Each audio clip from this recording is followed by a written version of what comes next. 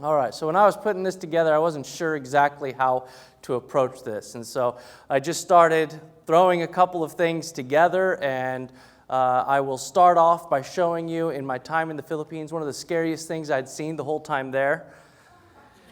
If you deal with computers or anything like this, you will understand why I was so upset when I had seen the wiring job that they did over there.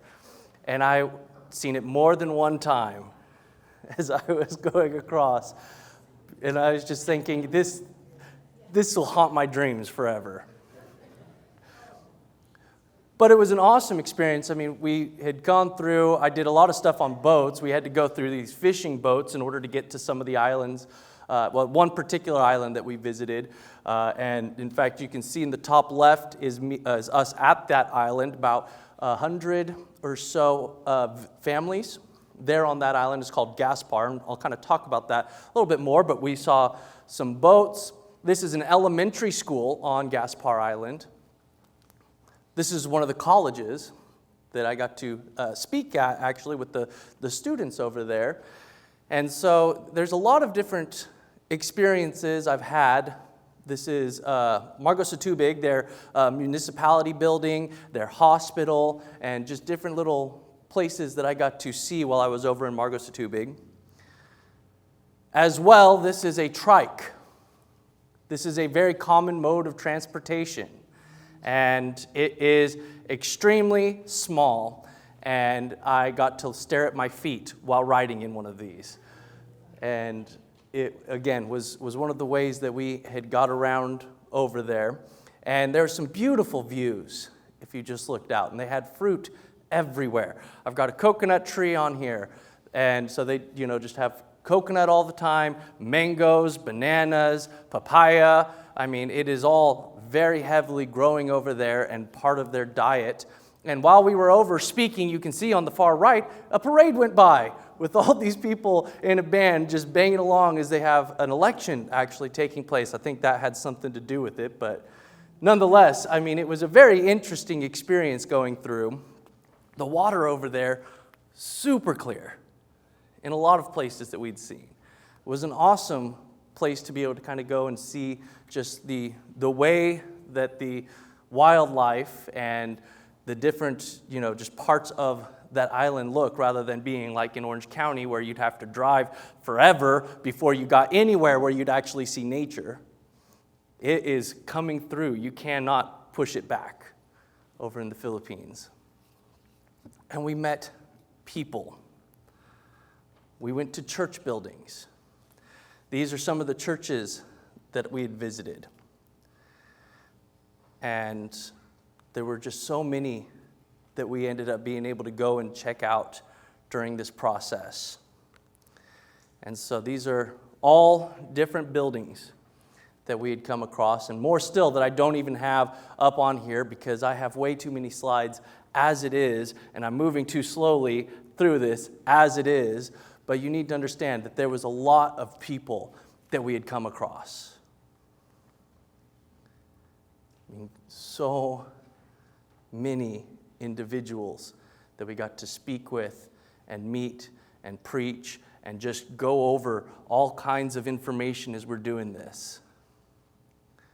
In addition to meeting people, we ate. We ate all kinds of food. My first time ever eating snails.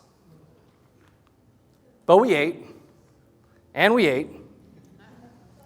That is one of the biggest things that I had experienced in the Filipino culture. They have a eating cycle which goes breakfast, snack, lunch, snack, dinner, snack. And so you are always eating and always eating with one another. When we were in this place called Santa Ana, in the northern part of Luzon, there's a city called Santa Ana over there. And they had told us, okay, we're going to take a break here. So we're going to have coffee followed by lunch. And it's like, okay, great. So they came, they gave us some coffee, and then they came over with some sandwiches and a big old tub of noodles. It's kind of like biscuits and gravy, but instead of biscuits, it was noodles and gravy. So I was like, okay, that sounds good. So I ate my lunch, or so I thought. And as soon as I got done eating, they said, great, now here's lunch. And so they eat all of the time. It was very much a part of their culture. And they look at you like, why are you not eating more? But a big part of what we were doing was coffee. We needed that in order to keep going. And they had plenty of coffee, instant coffee very often, but sometimes we would be lucky enough to have a place that would be able to give us brewed coffee over there. And so we had lived and thrived off of coffee. In addition, there was a lot of baptisms. We had a good number of people who, as we were going through and spoke, and they came forward and obeyed the gospel. And so this is just a portion even of what we had experienced in that. More still, there's ones I didn't have photos of, some that people were supposed to get in touch with me, and we were going to exchange some of the photos because there was a number of us that had gone. And, things were crazy when we got back, and I forgot to ask them, and I was like, last night, I was like, oh, that's right.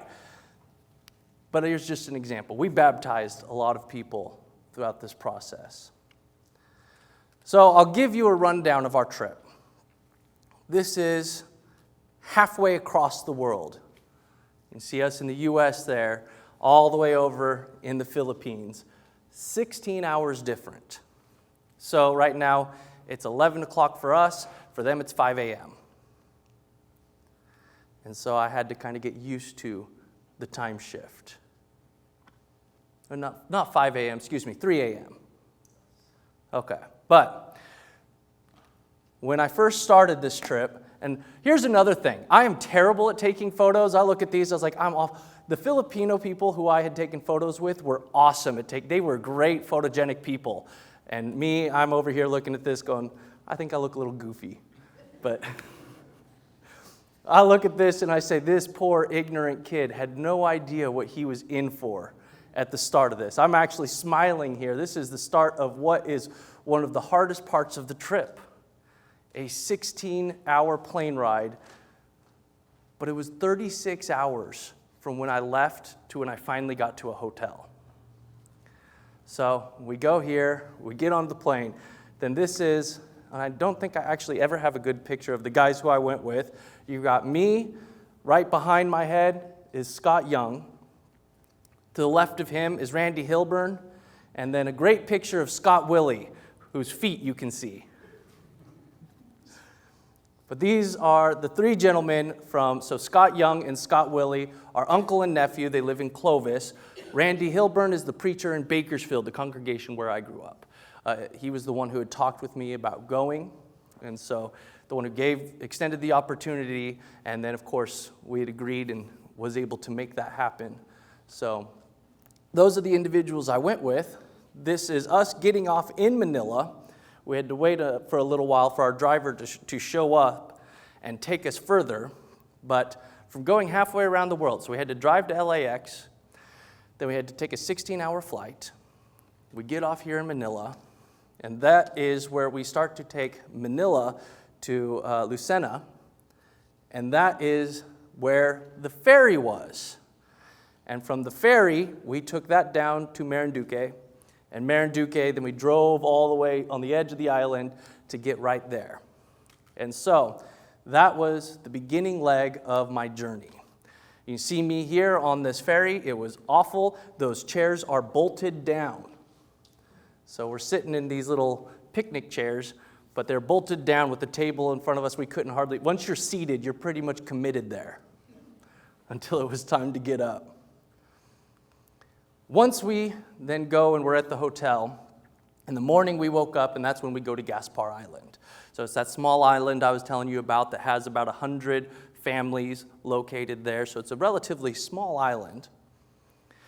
And so this is where we then take a fishing boat in order to ride across to get onto the island. And that is the very first place that we had gone. And it was a great opportunity. You see that picture in the center. Those are the people of Gaspar. And they had this big feast that they'd put together with a fish called lapu-lapu. Apparently a very great and nice fish. I'm not a fish connoisseur, so I couldn't tell you much, but it was very common for them, for my friends who actually are really into fish. They're like, this is a really good fish. So this was where we had gone, and there was a baptism there, but it started raining real bad. And they were telling me, actually, in this community, whenever a typhoon comes, they all hide in that church building. And that's where they board it up, and they spend time in there to take shelter from the typhoon when it comes. And so they had this young woman who was getting baptized, and I would have told you she was 12 years old. This is where I learned I actually have no idea how old a Filipino is by looking at them. So I asked, how old are you? To this 12-year-old girl in a little pink sundress. She says, 22 years old. My husband got baptized last year. I'm getting baptized, and they have 3 children. And I'm like, wow, you're 12. Nope. So from there, we then undo all of this trip, going back over along the island, back onto the ferry. From the ferry, we then go all the way back over to Manila. From Manila, the next day, we take a flight over to Tacloban. Now, Tacloban's on Leyte, so we have these different languages that are spoken. It's a very interesting thing. Tagalog, that's the national language. So Bisaya and Cebuano are what they'd speak on Leyte. That's a dialect of Tagalog. And so on Leyte, you'd see it was a 4:45 a.m. flight in which we were able to watch the sunrise over on the cloudscape. And here are some of the church buildings that we'd run across over there on Leyte. So what we do is we go from Tacloban all the way down to Bye Bye City.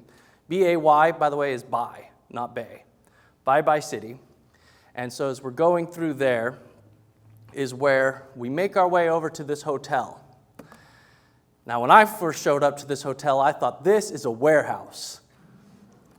But it was one of the nicest hotels I stayed in while I was here. You go inside there, and the funniest thing, there were these 8 different people who would be there and greet you. Hello, sir. How are you doing? And we come in one day after doing some lectures, and these girls were over there, and we're like, what are you doing? Bleaching the rocks, sir. They were very meticulous about cleaning this place, so much so that they were bleaching the little white rocks that they had in their little garden. So this was quite a place to be able to check out. So that's where we take our trike in order to go over to this lecture hall. Over there in the top left is the Sabang Church, which we had visited also during this period. And so that was our time there in Leyte. And we spent a handful of days. There were 4 young women who were baptized during the lectureship. And we spent Sunday there. And one of the locals, his name is Archon. Archon had given us the message on Sunday. So it was a really good experience, and got to hear it as he spoke a little bit of English and wrote stuff on the board in English so I could follow everything he was saying. He had a lesson on the gospel in 5 seconds. Not seconds in time, but second in instance.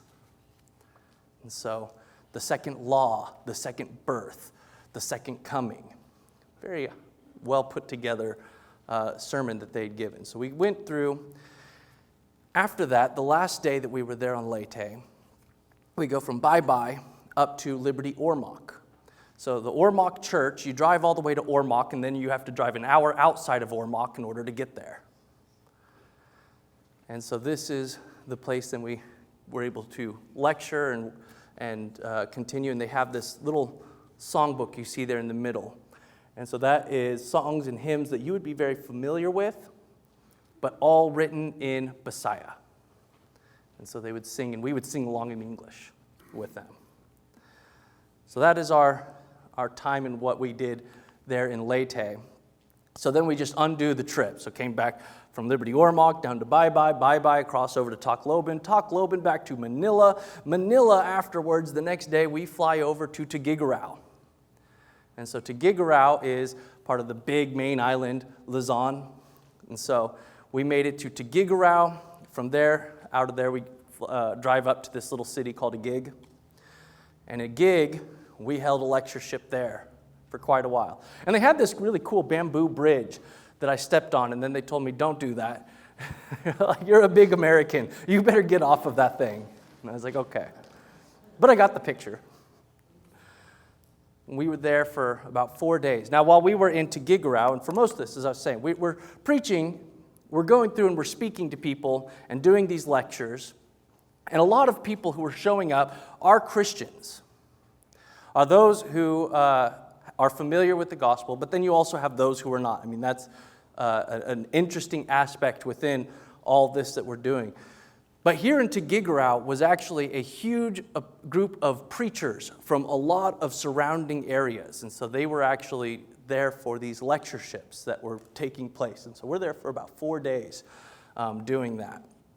But on Saturday, the last day, actually not the last day, but close to the end, we have this opportunity that they said, okay, everybody, we're splitting you up, of the guys who I'd come with. And they said, you're going to go and meet at these different congregations. And so I went from a gig over to this province of Rizal. And there I went and I spoke with a congregation. Then following Rizal, came all the way back to Tugigarao, and then over, and from there met with another congregation before returning back home. And so these are the groups of people who I had the opportunity to meet with. And you can see there at the bottom right, the guns that they had with the police officers, they were over there in force. There were checkpoints everywhere. And they would have big assault rifles or just shotguns all laid across them as they were doing that. And it was one of those things. They were just checking to make sure that we didn't have guns. That was the main point for these checkpoints that we had come across. But it was really an interesting thing to see all of them out, and especially as you're traveling through the provinces, you would come across them very, very frequently. And so, as we're doing so, we come over to some of these congregations. Actually, the one in the top middle was an opportunity the day before that I had to teach a class. They said, Kevin, would you teach a class for us at nighttime? So it was one of the few nighttime excursions that I'd had. I forgot to include actually in this my Sunday, because on Sunday we went out as well, and then each of us went to different congregations and preached for the Sunday meeting. And so that would be if you go over from Tugigarao and up from there. And this is the congregation who I met with from over there. There was a man named John and his wife Jocelyn, who were the ones who I accompanied, that had taken me over to meet with this group. And so really great people as I got to know them. A lot of individuals who I got to spend a lot of time with. A lot of people who I met as just a snapshot. I mean, I probably met like 1,000 people during this whole process.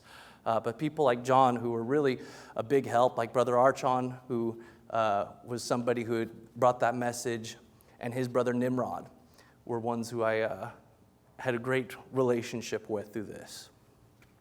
But after we were done in a gig, then we make our way over to Santa Ana, that place I was telling you about with the snacks, and then lunch. So we drive all the way over here, and these are the folks who accompanied us on the left. This big old caravan of people who are just taking us up there to drop us off and say, goodbye, thank you. Made that whole trip all the way up there, and then turned right around and went home. They did that all of the time. Very welcoming people. I mean, we would have this big group, this welcome party. There was probably about 15 people or more when we showed up to Tugigarao originally. People had traveled a very long distance in order to do that. Over to the right is the church there in Santa Ana where we ended up preaching. But following Santa Ana, we went over into the Cagayan area, right between Sanchez Mira and Pamplona. And we went up, down, left, right, over there nonstop for a couple of days. And we had this group of people, they're a very tribal group known as the Negritos. And so they were over there. And so we had an opportunity to go meet and preach with them. And again, there are so many pictures I'd show you if we had more time. But we come from over there, over to Burgos. From Burgos, we just missed a landslide. And so we got to sit for a while as they cleared the landslide out. And then this is us once we finally are able to move past the landslide. But there in Burgos, we got to meet with some people. That guy over there on the left, his name is Daniel.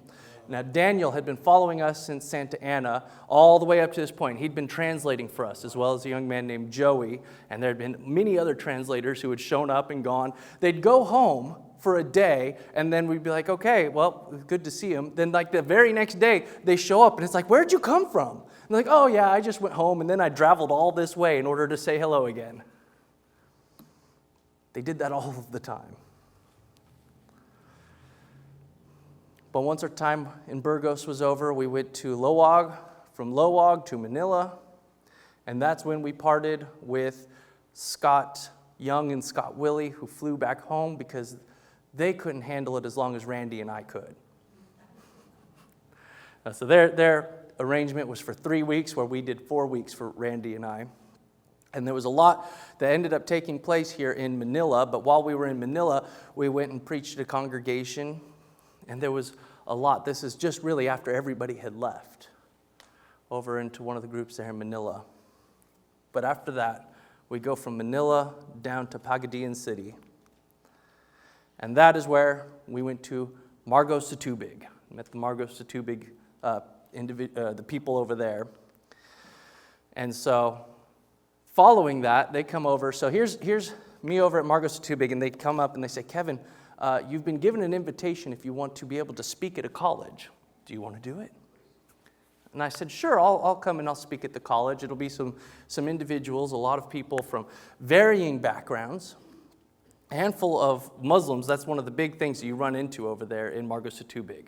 Actually, those guys with the guns, when we got there, not too far off, they were over there, and we had to tell them, hey, we're going to be over here and we're going to be preaching.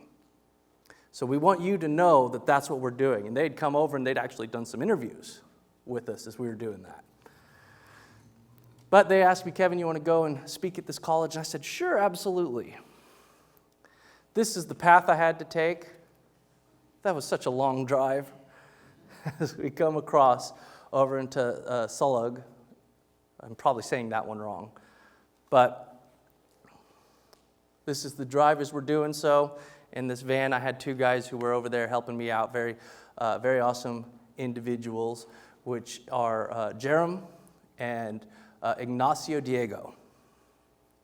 And so they'd come through and they'd help me out, and this is exactly where we were speaking. You can see at the left, that was us right after our speaking arrangement. Up top is them as well, and then there in the bottom right is the college itself that we had spoken at, that was across the street from the church where I'd spoke at. And so all these were the people from the school. But yeah, this again was my trip there in Margos Satubig. At the bottom right is Ernesto, and he is the one who we were staying at his house that whole process. And I have this picture on a shirt as my undershirt. I was going to take off the shirt, and I'm like, well, I got too many wires and stuff here, so I'm not going to do that. But understand, I have an undershirt that is this picture. And it says Margos Satubig across it. Following that, we fly back to Manila. And at Manila, you see that boy in the top right? We'll play this game with you. How old do you think he is? 14. A member of the church there, he was helping with the Lord's Supper as we were worshiping there on Sunday. And so the group that we worshiped with, there was a, Ken Pastor is his name, Kenneth Pastor. He works with the prison. And so as he's been doing his prison ministry for a good number of years, they actually have this government land on the prison. And so people who qualify for government assistance live on that land. Now, most of the people who live on the prison land are people like women who have their husbands who are in prison, and so their families. And so this is largely a congregation that is located there of people who have their families in the prison. And so you can see we've got a great opportunity to meet and talk with and interact with these individuals. It was a great experience as we were coming through. And then this here, while we were there in Manila, this is Jim Putterball. He was one of the original people who got this all going with the people who I know over 30 years ago. And so Jim Putterball's been living in the Philippines, doing this 24/7, all of the time, until he just couldn't do it anymore. And now his son is who's the one taking the picture here, is the one who has been taking care of him and helping him out. So this was just an awesome experience to be able to do so. And so here is my awful picture that I had put together, which shows the journey, looking back at the Philippines here, of everything that we had done, all of that traveling. I would guess we averaged like 4 hours of traveling a day. There are plenty of days we didn't do any traveling, but then days like when I went to the college, which was like 14 hours, Days like when we first started of 36 hours. So when it comes in, there was a lot of going all of the time. But it was an awesome experience. And so while I was over there, I put together a sermon, one that I want to kind of share with you as I have gone in and shown you what we had done, a little bit of a taste for the experience that it was. See, because while I was over there was something that I realized. I don't speak a word of their language. I don't have a similar cultural background. There were a lot of times I would try and communicate, and I would find that I speak in idioms. And they didn't understand. When you tell them it's raining cats and dogs, they think you're crazy. And so I had realized I have a hard time communicating in a lot of ways with these individuals. Fortunately, I have people translating, making that part of my life easier for a good chunk of this. But there's so many things I could say separate us. But you know what drew me into having an easy and a good experience? Was a love for the Lord. Like I said, a lot of people who I spoke to, they were Christians. A number who weren't, but there was a lot of people who helped me, who showed up all the time saying, brother, I just drove 5 hours so I could be here for you. I mean, that is an awesome thing to consider. And so this is a lesson on Paul's fellowship. You see, Paul was extremely dependent upon fellowship in the life in which he had lived in spreading the gospel. This morning in class, we talked about Acts chapter 21 through 28. You go over Acts 16, Paul's arrested in Philippi. You come over to Acts 17, he's chased out from Thessalonica down to Berea, and out of Berea, he goes down to Athens. In chapter 19, he has the riot that takes place there in Ephesus. I mean, he has a very, very hard time in preaching the gospel. How could he do it? Well, in Acts chapter 13, verse 11, or not 13, 23, verse 11, there's a moment where the Lord comes to Paul as he's going through all of this. I don't have my slides, or any of this up on the slides, because I just wasn't sure about timing and how all of this would work out. So you're going to have to deal with me doing this the manual way. 23, verse 11. But the following night the Lord stood by him and said, "Be of good cheer, Paul, for as you have testified for me in Jerusalem, so you must also bear witness at Rome." Now when you see that, there's a couple of things that are taking place there. In Acts chapter 9, verse 15, it says that the Lord says to Ananias, "I will show him what it means to suffer for my name's sake." And that's exactly what happens to Paul. Here he is going through the ringer of one trial after another. The Lord comes over to him and tells him to be of good cheer, or to take courage, the ESV says. He comes to encourage him. And then he tells him, "You're going to make it to Rome, because you're going to bear witness of me at Rome." So it comes with the promise of that as well. So he knows exactly what's going before him, to some extent. What happens in verse 12, you find out there's a plot to kill him. The plot gets thwarted. He goes from one trial after the other. In 27, he goes through a shipwreck. I mean, as you have the shipwreck happening, and everybody's in panic, and he's telling them, Not to fear. If you stay on the ship, I can promise your safety. Look, what he had done was absolutely dependent upon the Lord in order to find success. But it wasn't simply with the Lord. We come over towards the end of Acts chapter 28, or the end of the book of Acts, in Acts 28. We look at verse 14 through 16. Where we found brethren and were invited to stay with them 7 days, and so we went towards Rome. And from there, when the brethren heard about us, they came to meet us as far as Appius Forum and 3 Inns. When Paul saw them, he thanked God and took courage. Now when he came to Rome, the centurion delivered the prisoners to the captain of the guard, but Paul was permitted to dwell by himself with the soldier who guarded him.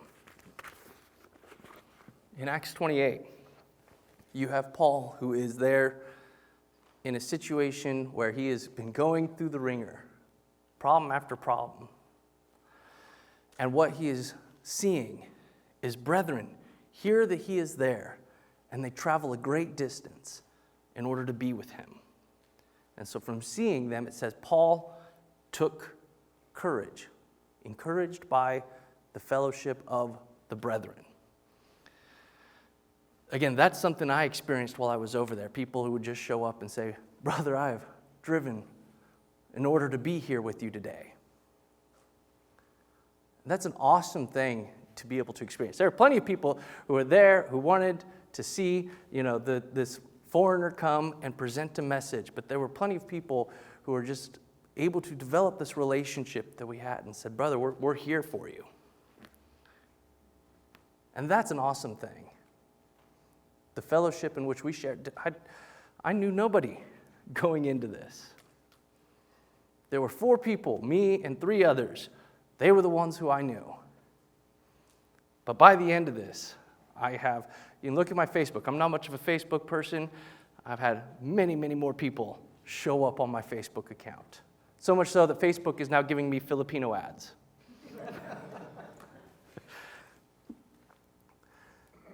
When we see what Paul was able to do in spreading the gospel, what was possible is done because of a fellowship, a central fellowship found in God, but one that's spread out through people.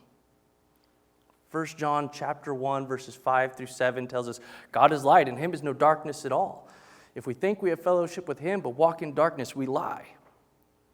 He says, but if we walk in the light as he is in the light, then the blood of his Son cleanses us from all unrighteousness, and we have fellowship one with another.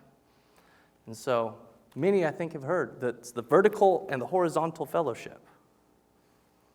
I have fellowship with God. You have fellowship with God. And by extension, we have fellowship together. I have experienced that on a very real level, one that is not anything that I had really understood prior towards this. It's an awesome thing to know that there are people around the world that we could be able to come to and have a relationship despite the many reasons why we may struggle to communicate and understand each other. We do have a way in which we understand and communicate with each other through God's Word. And so, when it comes to the relationship in which we have, it, again, was extremely important to me.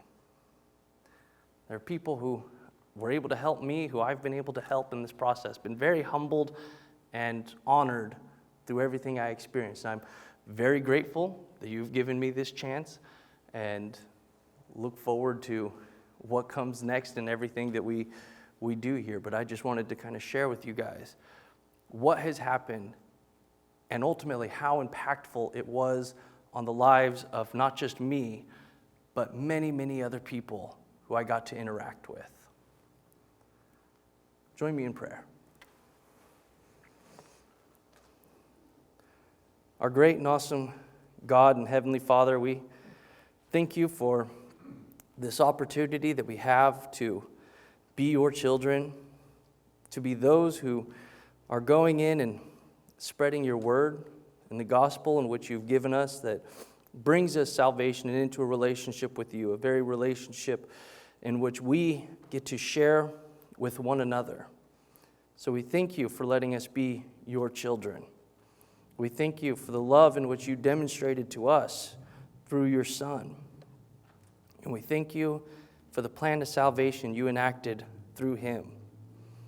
It draws many people together, has always done so, as much as it may cause persecution for individuals.